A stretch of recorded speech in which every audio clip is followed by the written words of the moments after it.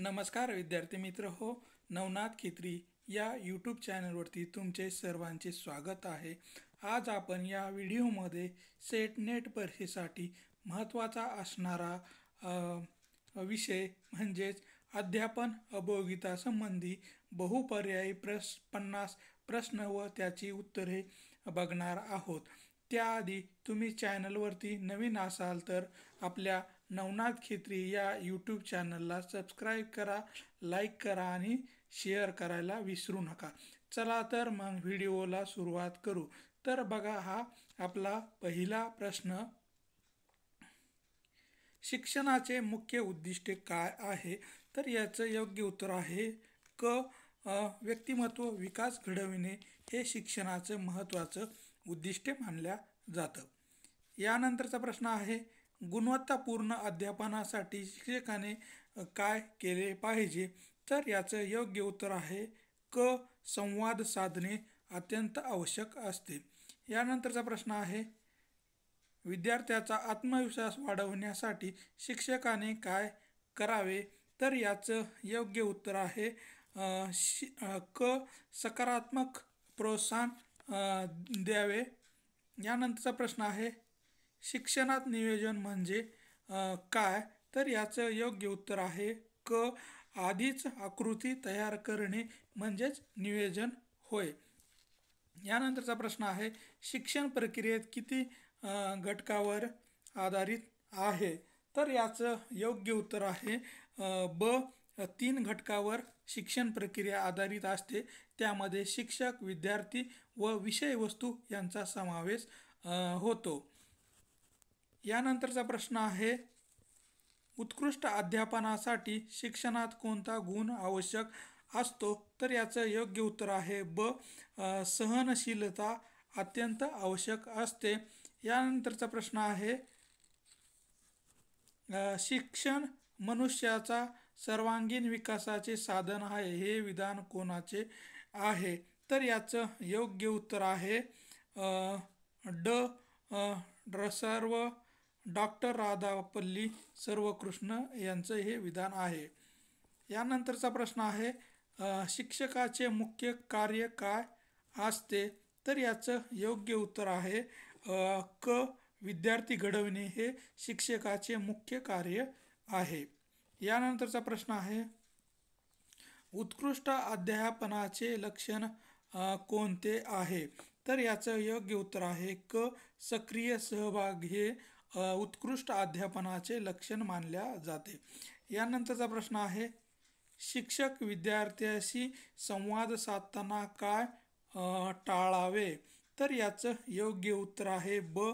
अपमानास्पद शब्द वापरू नये किंवा अपमानास्पद भाषा शिक्षकांनी वापरली नाही पाहिजे. यानंतरचा प्रश्न आहे, विद्यार्थ्याची प्रगती मोजण्यासाठी कोणता उपाय उपयुक्त ठरतो? तर याचं योग्य उत्तर आहे क. सातत्यपूर्ण मूल्यांकन करणे हे विद्यार्थ्याची प्रगती मोजण्याचं एक मोजमाप असतं. यानंतरचा प्रश्न आहे, नवीन तंत्रज्ञानाचा वापर शिक्षणात का करावा? तर याचं योग्य उत्तर आहे क. विद्यार्थी तांत्रिकदृष्ट्या सक्षम व्हावे म्हणून शिक्षणामध्ये नवीन तंत्रज्ञानाचा वापर करणे आवश्यक असते. यानंतरचा प्रश्न आहे, गट कार्य याचा उद्देश काय आहे? तर याचं योग्य उत्तर आहे ब. एकत्र काम करण्याची सवय लागते. यानंतरचा प्रश्न आहे, शिक्षकाने मुलांच्या शंका कशा सोडवाव्यात? तर याचं योग्य उत्तर आहे क. प्रेमपूर्वक व समजूतदारपणे शिक्षकाने मुलांच्या शंका सोडवल्या पाहिजेत. यानंतरचा प्रश्न आहे, पाठ योजना तयार करणे म्हणजे काय? तर याचं योग्य उत्तर आहे अभ्यास याचं वर्गात शिकवण्याची योजना आखणे म्हणजेच पाठ योजना तयार करणे होय. तर यानंतरचा प्रश्न आहे,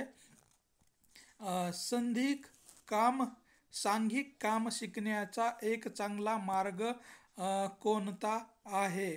तर याचं योग्य उत्तर आहे क. समूह प्रकल्प हे सांघिक काम शिकण्याचा एक चांगला मार्ग आहे. यानंतरचा प्रश्न आहे, विद्यार्थ्यांमध्ये सामूहिक मूल्ये कशी विकसित केली जातात? तर याचं योग्य आहे याचं उत्तर आहे ब.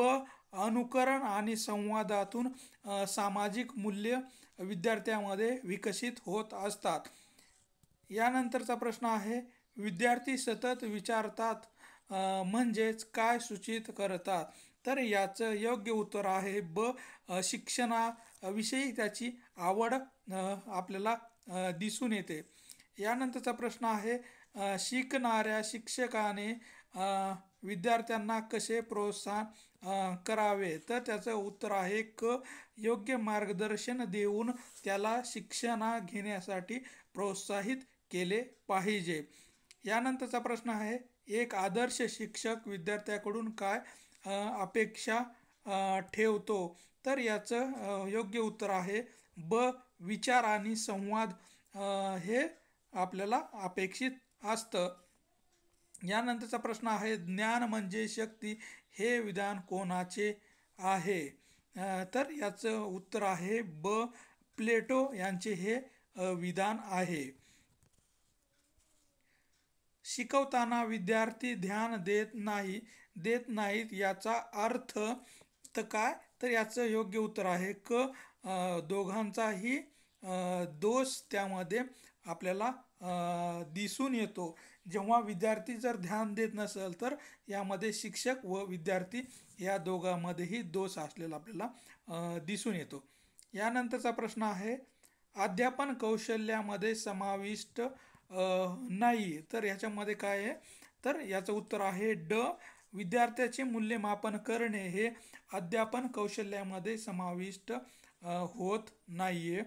यानंतरचा प्रश्न आहे, मुलाच्या वर्तनात बदल घडविण्याचे साधन म्हणजे?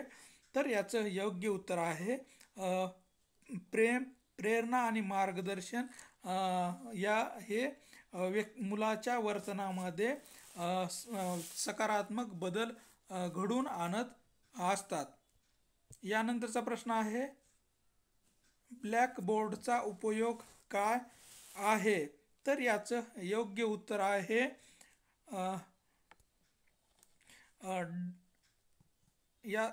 ब्लॅकबोर्डचा उपयोग काय आहे? तर याचं योग्य उत्तर आहे माहिती स्पष्ट करण्यासाठी ब्लॅकबोर्डचा उपयोग केला जातो.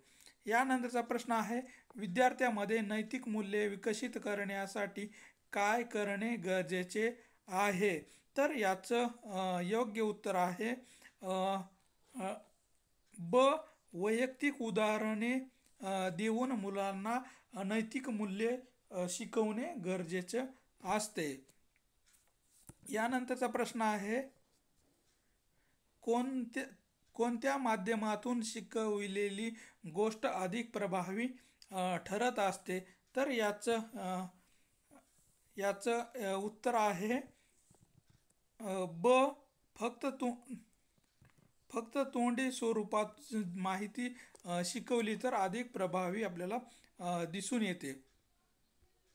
मुलांना शिकवणे हे कोणत्या प्रकारचे शिक्षण आहे? तर याचं मुलांना शिकविणे हे कोणत्या प्रकारचे शिक्षण आहे? तर हे मूलभूत शिक्षण आहे. यानंतरचा प्रश्न आहे, विद्यार्थी वर्गात गोंधळ करीत असतील तर शिक्षकाने काय करावे? तर याचं योग्य उत्तर आहे ब. त्यांना वर्गाबाहेर काढणे.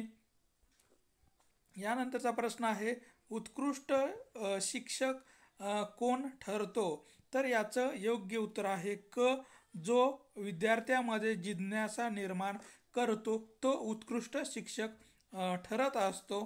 यानंतरचा प्रश्न आहे, कोणत्या पद्धतीने शिक्षण प्रभावी होते?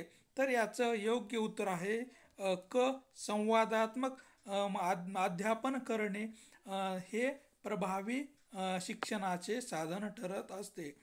यानंतरचा प्रश्न आहे, शिक्षकाने विद्यार्थ्याचे विचार ऐकले पाहिजेत, कारण की याचं उत्तर आहे त्याच्या विकासासाठी विद्यार्थी काय विचारतो हे शिक्षकाने ऐकले पाहिजे.